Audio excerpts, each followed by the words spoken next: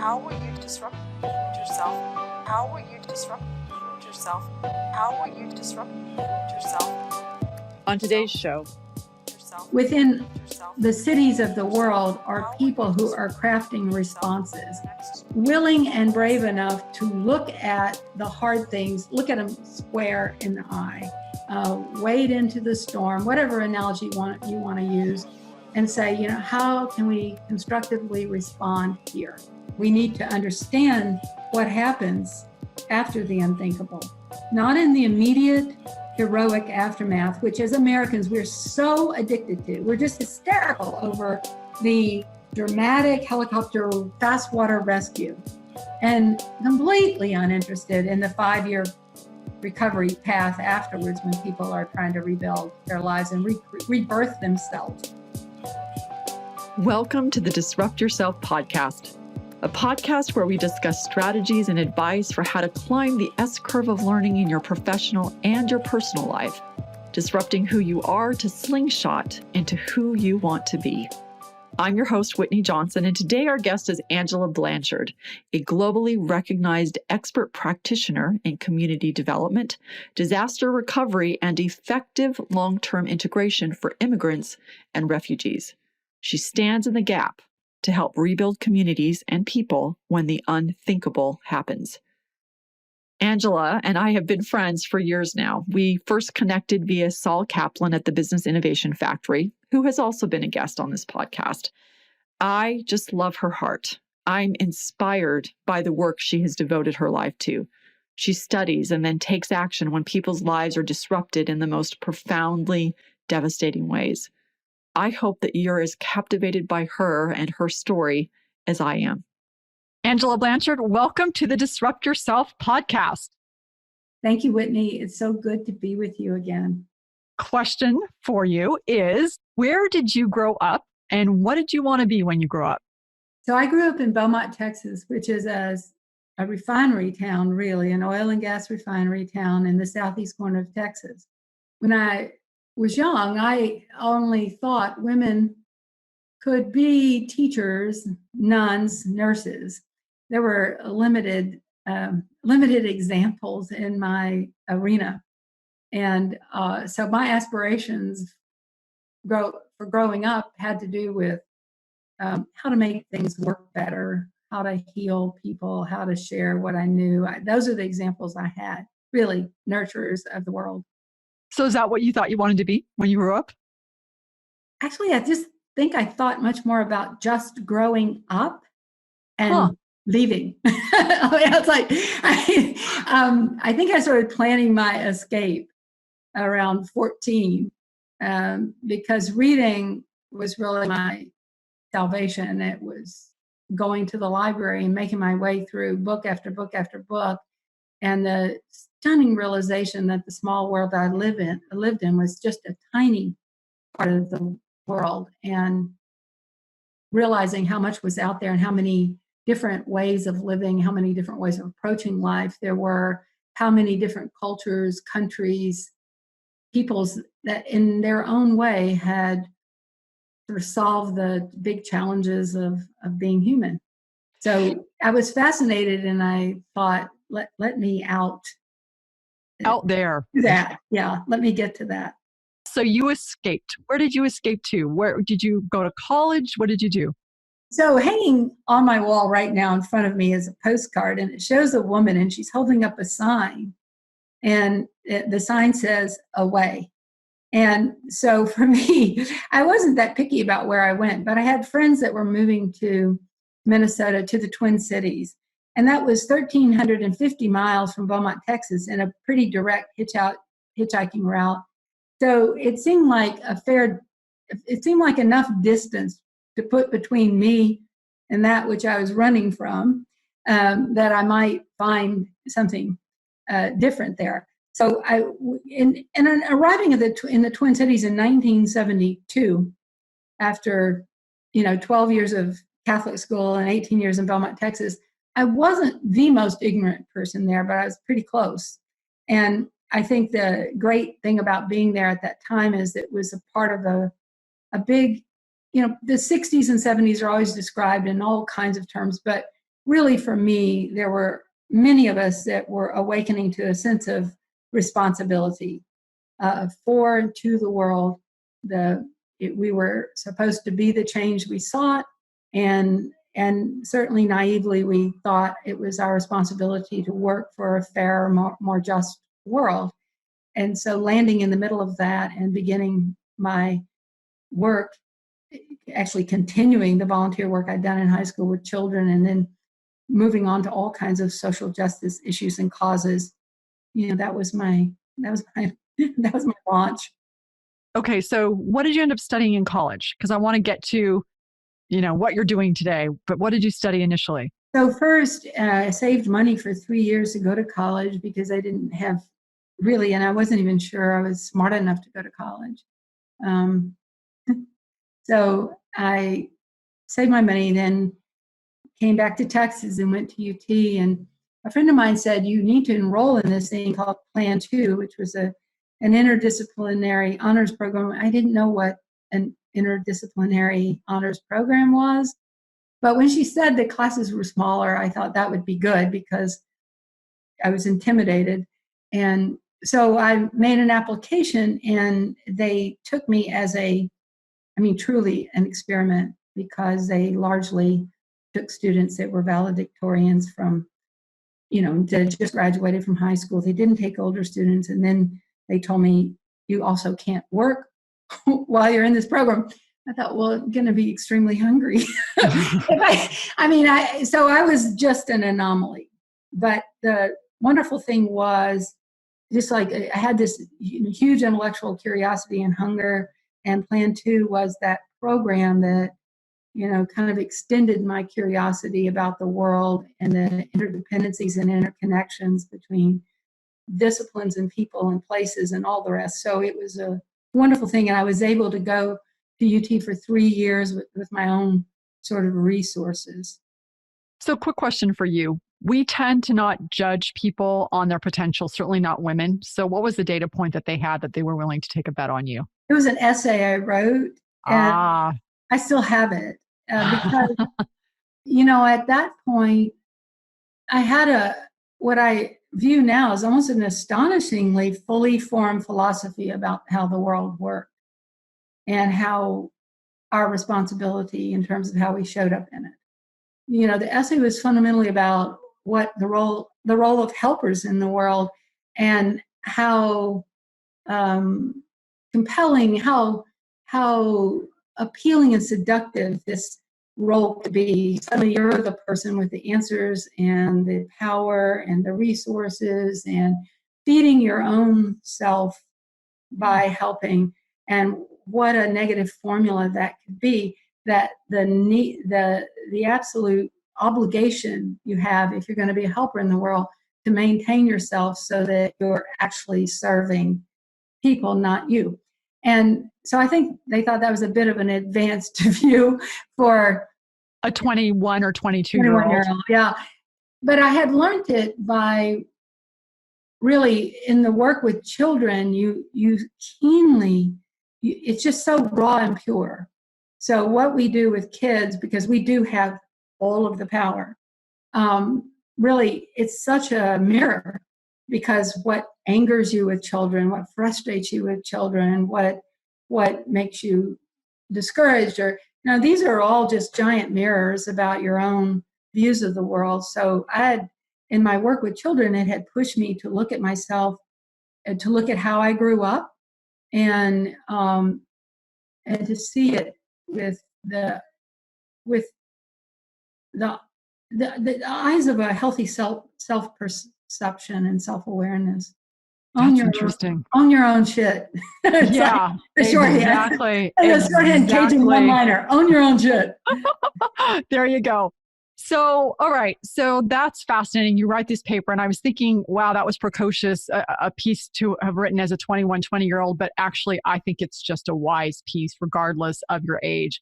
I don't know if you have published that anywhere, but I think it would be very interesting for you to publish it and do kind of a here's what I'm thinking now editorial sort of approach to it. I think could be very interesting. That's a fun idea. Yeah. Well, and as you know, I went back to school and then I had to get out of school because, I used to get around by hitchhiking. I had a little hitchhiking accident. I refer to it. It was, the moment when, really, so the universe said to me, May, you should quit doing this if you want to live. I was on Lamar Boulevard in Austin, Texas, and I got in a car and there was a man in the back seat. And he pulled a knife on me and he stuck the knife between me and the window and the door on the passenger side. And he said, roll up the window, don't make a sound, and we're not letting you out. And, I looked out the windshield and thought, if I stay here, I don't really know what's going to happen to me. And these guys will be in charge. And so I'm getting out.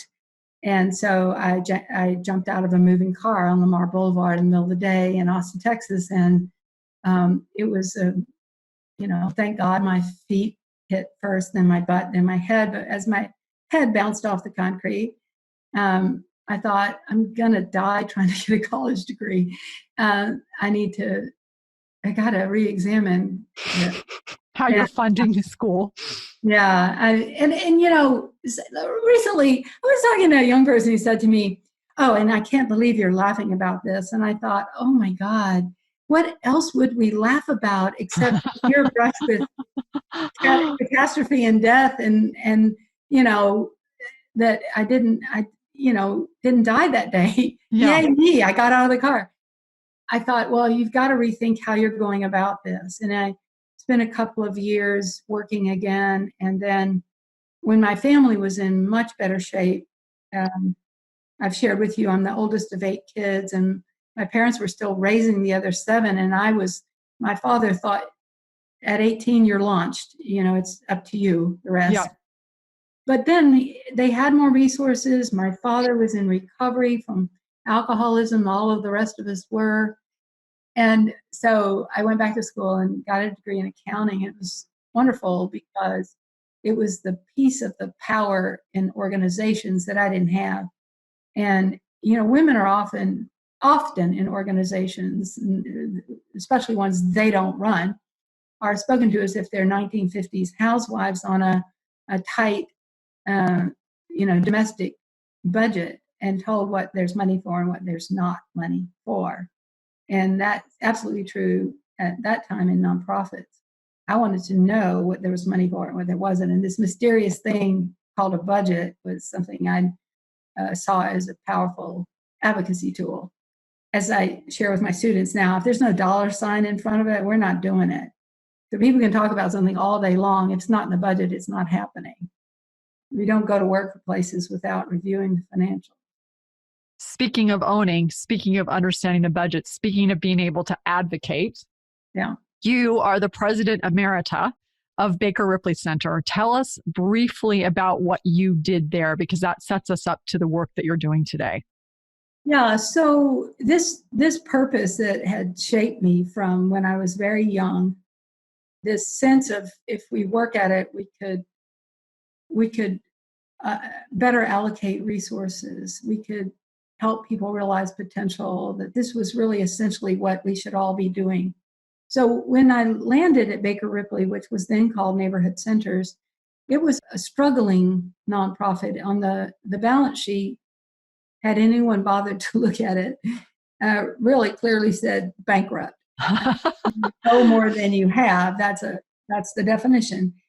It was on the balance sheet bankrupt, but in the history and in the values and the ethics of the organization were all of the things that really resonated, it was a tune that was familiar to me, in that everyone matters, that the leaders we need are already here, that communities are best strengthened when they speak for themselves, when they're heard, when they're listened to.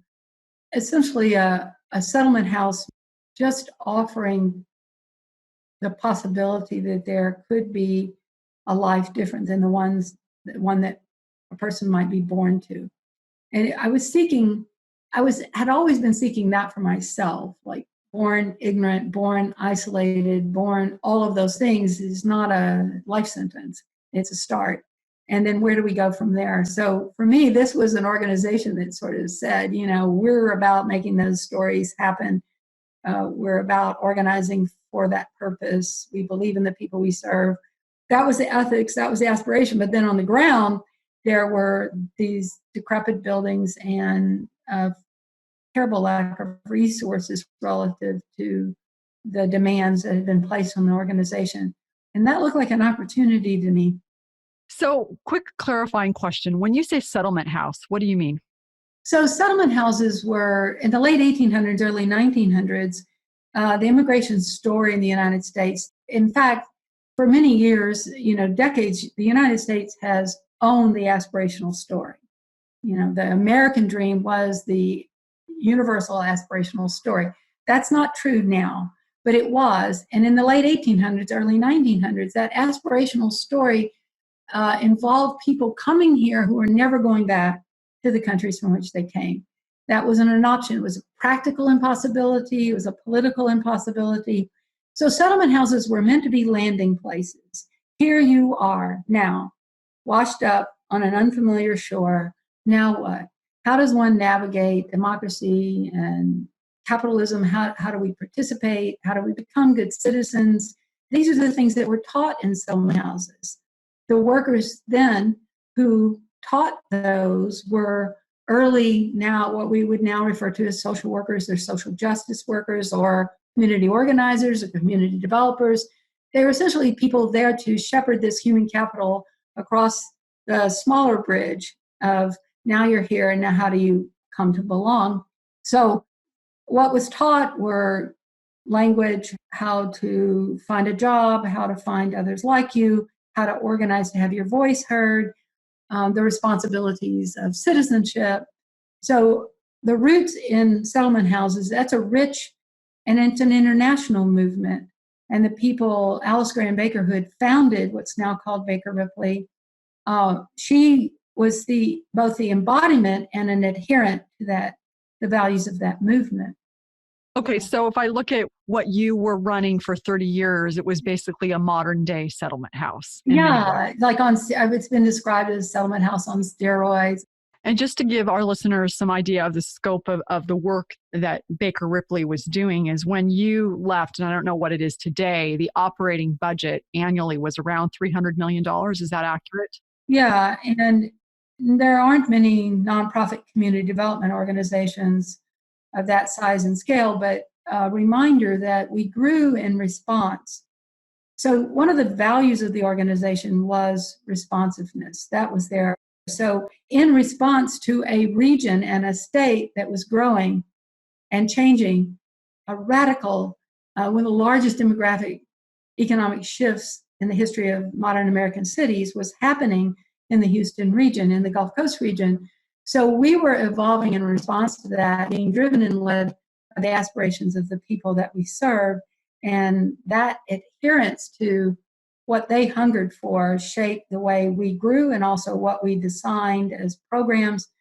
So, Angela, what's the measure of a great city? For me, the measure of a great city is, can it quickly turn desperation into aspiration and aspiration into participation? Because now we live in one of the most disrupted, one of the periods of greatest upheaval, mass migrations, mass displacement. So, and cities are magnets for people hungering for some sort of realization of these fundamental hungers, which I refer to as the hungers to earn, learn, belong. So cities magnetize for these hungers, and people come into cities, and the best cities are the ones that have landing places and on-ramps. These are the cities that don't create artificial pockets of isolation and desperation. These are the cities that embrace people who are coming as assets and who welcome the aspirations and see those aspirations as the fuel for the growth of that city and the evolution of that city. So worldwide, we see cities stepping up to tackle these challenges and to face these realities created by these forces, these dynamic forces. And we see leaders increasingly with the responsibility to craft responses that we once thought of as federal or international, and now it's really cities closer to home. So what are some cities that you have found? I know you travel around the globe doing this work. What are some cities that you have found that are doing this exceptionally well, that measure up as a city, a place that's welcoming others? It's not so much which cities are doing it all well. It's within the cities of the world are people who are crafting responses, who have been willing and brave enough to look at the hard things, look at them square in the eye, wade into the storm, whatever analogy you want to use, and say, how can we constructively respond here?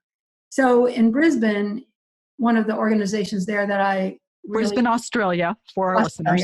Okay, yeah, just to be... that I have high regard for is the Multicultural Development Association, one of the largest refugee resettlement organizations in Australia.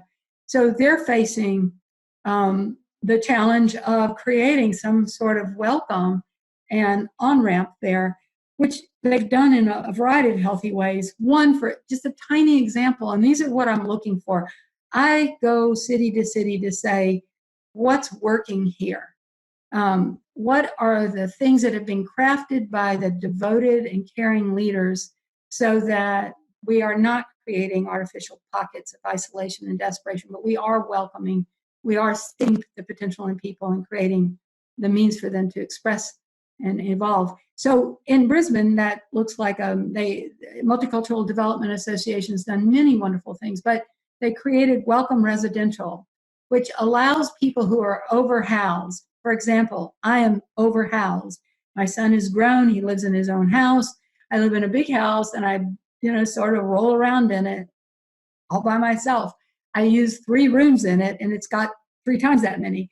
So an overhoused person in Brisbane has now the possibility for making the part of their home they're not using, whether it's their one building or an adjacent building or a small garage apartment, they have the possibility of making that available to someone at a discounted rate and realizing a kind of contribution for tax purposes and doing so.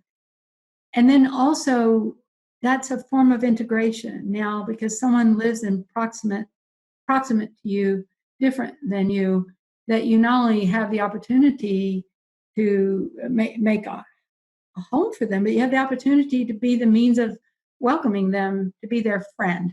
Why that example matters, and a dozen other examples in Germany and Beirut, and those matter is that you see some common elements here. You see people that deeply care about their cities, that are willing to be welcoming, that are crafting responses out of existing resources. What we're not seeing is these grand federal programs working. We're not seeing these giant, massive structures we created in the 80s and 90s somehow becoming responsive. No, we're seeing people craft solutions on the ground out of what's available, nurturing that, feeding it with it. Both those that are generous in spirit and willing to help, and the aspiration of those who are coming. These are not anecdotal one-offs. There's a pattern across the world of us forming solutions in this improvisational way that really does speak to what's going to be required of leaders in the world, as the world we're in now and the one that we'll be leading in for the next 20 years. I'm getting chills as you're talking about that. It's beautiful. If you had to describe your purpose, what's your purpose or we just had Simon Sinek on the podcast, so he talks about start with why. What's your why? What's your purpose? Why are you on this planet, Angela? Oh, this reminds me of why, as much as I like you, sometimes I don't. this kind of question with me. Why do you put a person on the spot? I think I get up every single day, and I think my son has made me aware of this multiple times. He said, Mom, the one thing that really angers and frustrates you is the waste of human potential.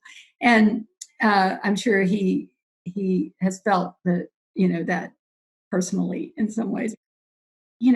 There's nothing nothing more beautiful than an individual and a community in touch with its own aspirations, sort of working to construct and create the world that they want to live in. And that's also terrifying. And, there are people creating a world they want to live in that really none of the rest of us do, or we wouldn't necessarily be included in that world. And that's kind of scary. We have the capacity for both.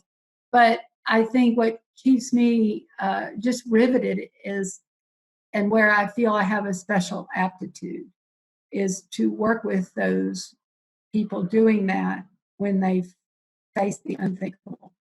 Let's build on that.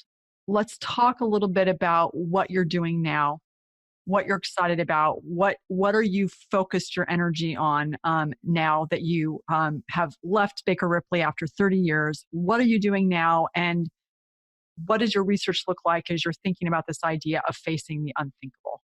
So what has to be said is once Katrina hit New Orleans, it actually hit the Louisiana, Mississippi Gulf Coast in 2005. From 2005 on, I used every available spare minute, every vacation day, every midnight to 2 a.m.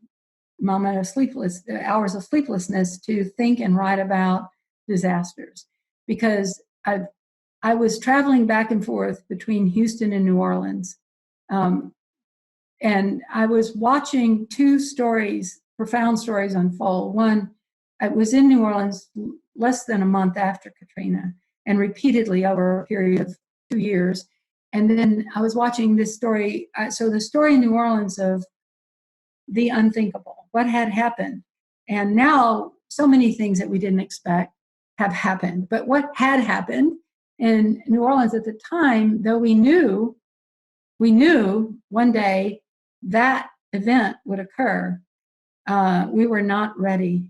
And when you say that event, just to be very specific, what was that event? Very specific, it was the hurricane and the collapse of the levees, the failure of infrastructure to protect New Orleans, a city that is valuable and important culturally, economically, socially, in every way. And then the utter failure of response. And we were measuring that failure by what we expected, what we thought response should be, what it had been, what we thought was possible, and then what happened. At the same time, I was in Houston, where I feel awkward saying that we were gleefully welcoming people, because in Houston, we were thinking this is a really big challenge, worthy of our considerable ambition and endless supply of can do. So yay us, we got it. And there was also a sense of welcoming, despite what anybody says or reads or any of the rest of it. There was a sense of welcoming people that were fundamentally family members and neighbors. The Houston and New Orleans are connected by culture and oil and gas and economies and companies. And the Gulf Coast is its own world in terms of economic, cultural, social world. And we were deeply connected as cities. And also I got profoundly scared because I saw how much we were clinging to old ideas about preparation and response. And I knew we were done with that world and it was never going to be that way again. And I began to think as fast as possible, what can we learn? How fast can we learn it for the world that's coming? And then we had this hiatus. Just to be clear, I've worked long-term recovery, Allison, Katrina, Rita, a little bit on Gustav, Harvey, and now we'll be doing some work with people who were impacted by Imelda. I've been to Puerto Rico after Maria, so I just am well versed in what happens after these storms, but these are not the only storms. I was in Kinglake in Australia after the fire that burned, Black Saturday fire, which was their Katrina moment. So all of that, I said to myself, you have to pay exquisite attention to this because you live and everyone you love is in a region incredibly vulnerable. And there are places all over the world vulnerable and people like you who are really trying to figure out how people go on. And we need to understand what happens after the unthinkable, not in the immediate heroic aftermath, which as Americans, we're so addicted to. We're just hysterical over the dramatic helicopter fast water rescue and completely uninterested in the 5-year recovery path afterwards when people are trying to rebuild their lives and rebirth themselves and their communities. And that's the part that yes, that is your life's work. Spending all my time on that, which means spending all of my time with people who are all described as traumatized and displaced. I mean, we have all these terrible terms we use to talk about tragedy and loss, and a lot of those are othering terms, because in some way, if you have never been one of those people, you don't want to be. You don't. Wait, so that's interesting. You just said tragedy and loss are othering terms. No, I said the terms we use for people who've suffered tragedy and loss are often other. You know, when I was running the shelter during Harvey, one of the rules I established, when we set it up to accommodate up to 10,000 people, and I think at its peak 8,000 had moved through. One of the early rules I established is we were only going to refer to the people in the shelter in Houston as either guests or neighbors. We were not going to use survivors, refugees, because they were in fact our guests. We had opened up a very basic hotel, and in fact, they were our neighbors in every sense of the word. So it was a reminder that the only thing separating the people coming through the front door and the people coming through the back door to volunteer in Houston was sometimes just a block or two where the water hadn't reached. I fight for these words, and I fought for the words in the shelter so much that even media folks cleaned up their act, and everybody began to use those terms, and it reshaped the way we treated people. Which was my intention. So we're living in a world now where it's unlikely, not that many people will live their whole life without some sort of catastrophic and fundamental disruption. And if you're one of the ones who manages to make it through the whole journey without having everything you care about under threat or question, actually, to be really honest, you're not that interesting. For me, I mean, good on you, but you're not the people. My folks are the ones that, got up the next day and looked at a scorched and barren and wrecked landscape. You're at Brown University. You're now a professor there. What are you teaching? What are you, as you do all this life's work as a practitioner and now as an academic, what are you teaching the students? What do you hope that they will do with everything that you are conveying to them? So Whitney, really, bless your heart, but nobody's ever going to say I'm an academic. I mean, not really. I can just imagine the faces of the actual academics thinking she is not one of us, and they're right.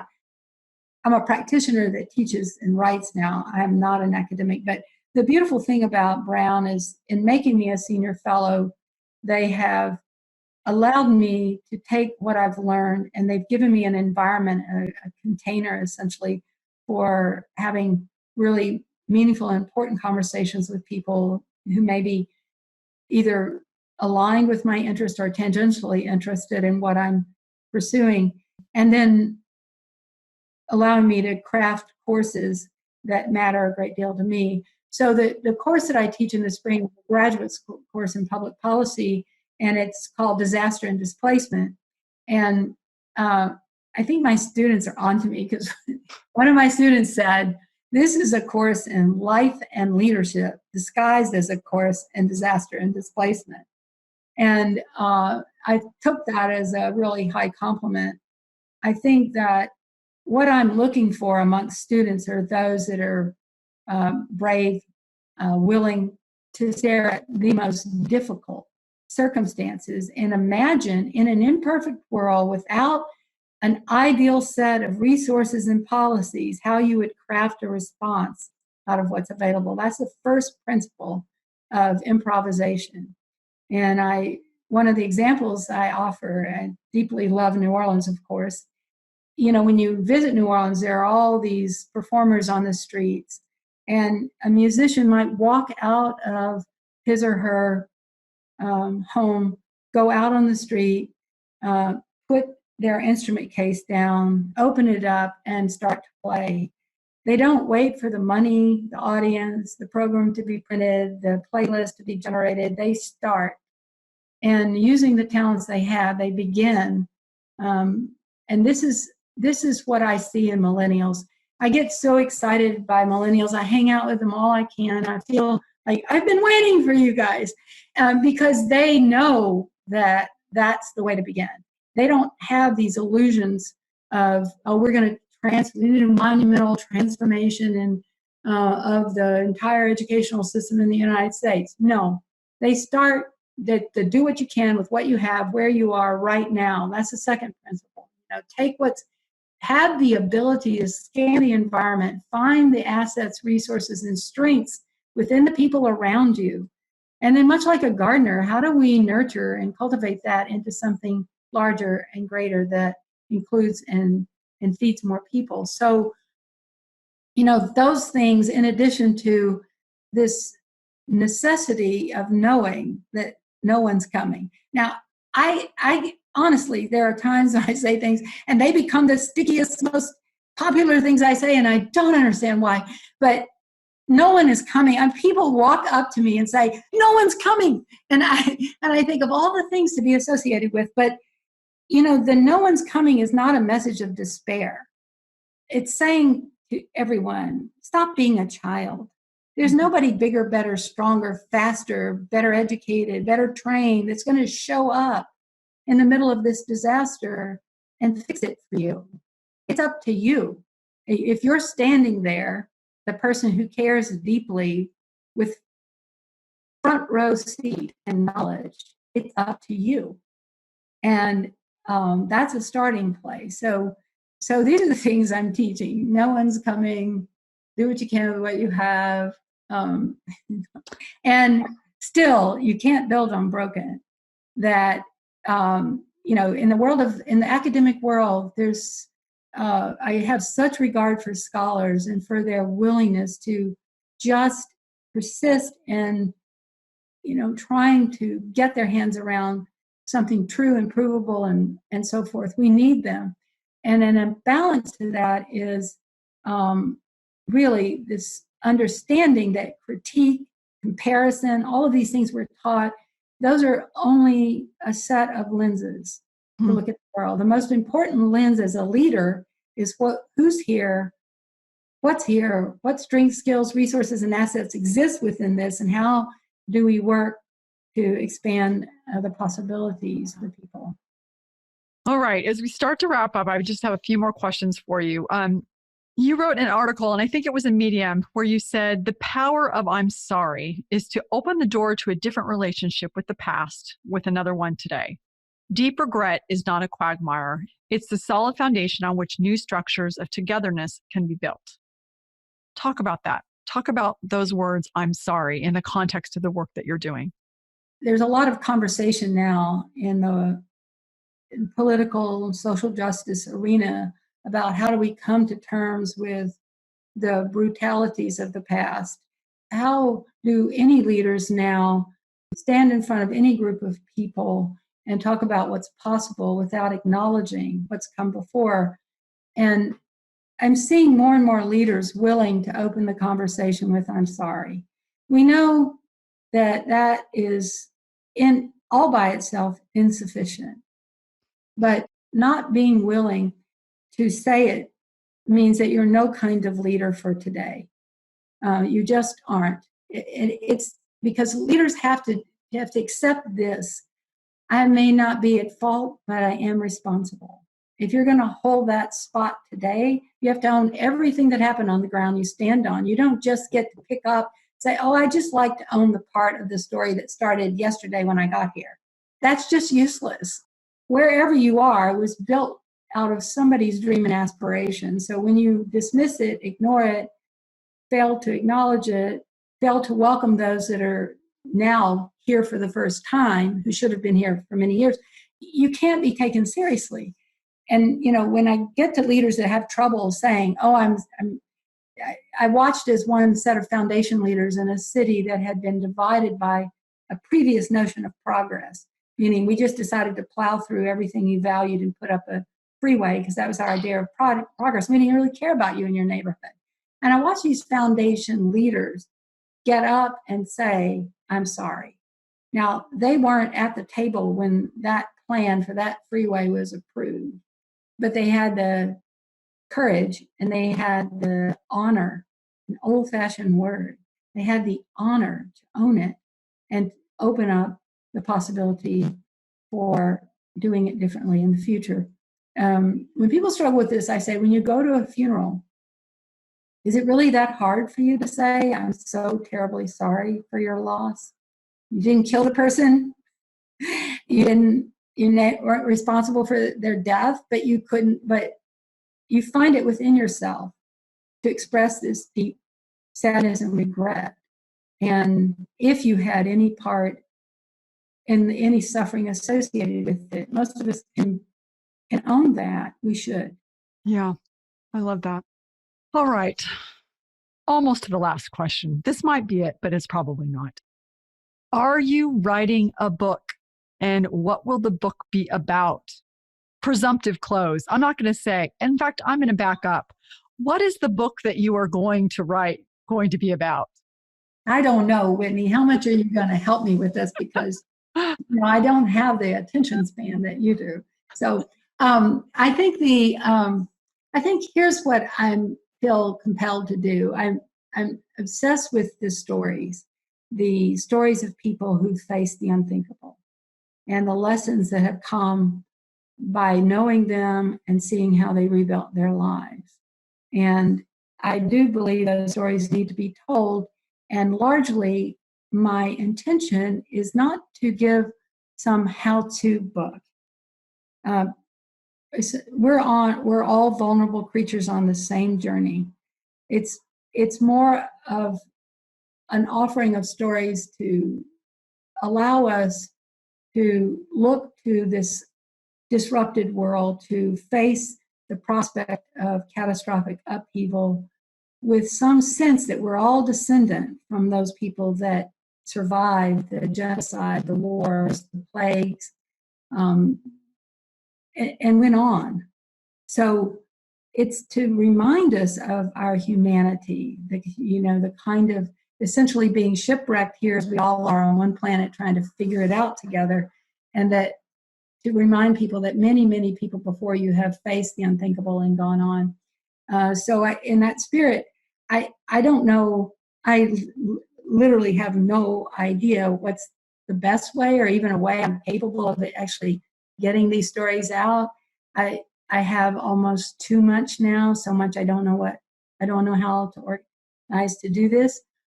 I jokingly said, I'd rather try to stand up a city after a disaster than write about standing up a city after a disaster. So I don't know the answer to that.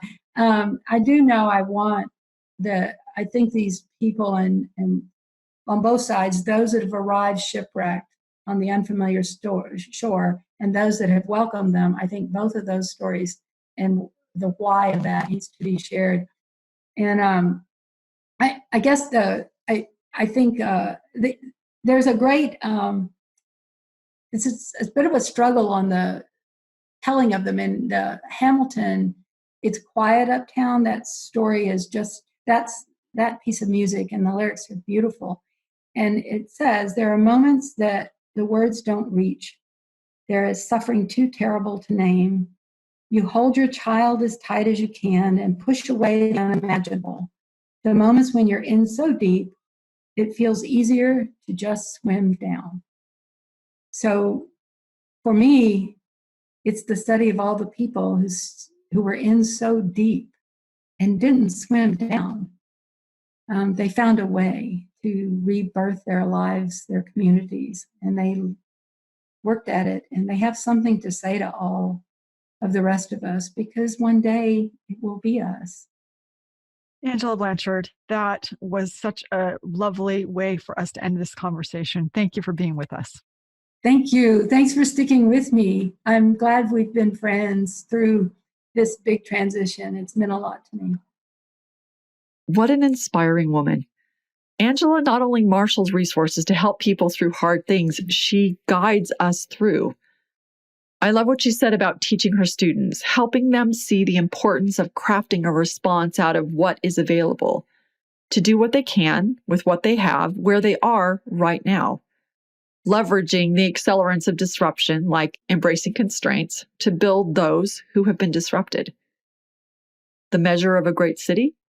Well, can it quickly turn desperation into aspiration and aspiration into participation? When everything is lost, everything stripped away, we can be measured by how we love others, how we help them and welcome them in, how we inspire them to try again, and then by how we help them rebuild. We can each stand in the gap like Angela Blanchard does and help stabilize those who've been disrupted in unthinkable ways. She is living a well-lived life. And how do you measure a life? Here's what Clayton Christensen had to say. While many of us might default to measuring our lives by summary statistics such as number of people presided over, number of awards, or dollars accumulated in a bank, and so on, the only metrics that will truly matter to my life are the individuals whom I have been able to help one by one to become better people. When I have my interview with God, our conversation will focus on the individuals whose self-esteem I was able to strengthen, whose faith I was able to reinforce, and whose discomfort I was able to assuage, a doer of good, regardless of what assignment I had. These are the metrics that matter in measuring my life. End quote. As we end this episode, I want to pay tribute to Clayton Christensen, who passed away on January 23rd, 2020. Outside of my immediate family, he has been the most influential figure in my life. A sponsor, a mentor, a teacher, a doer of good who helped me be better, and I will miss him. I'm Whitney Johnson, and this is Disrupt Yourself.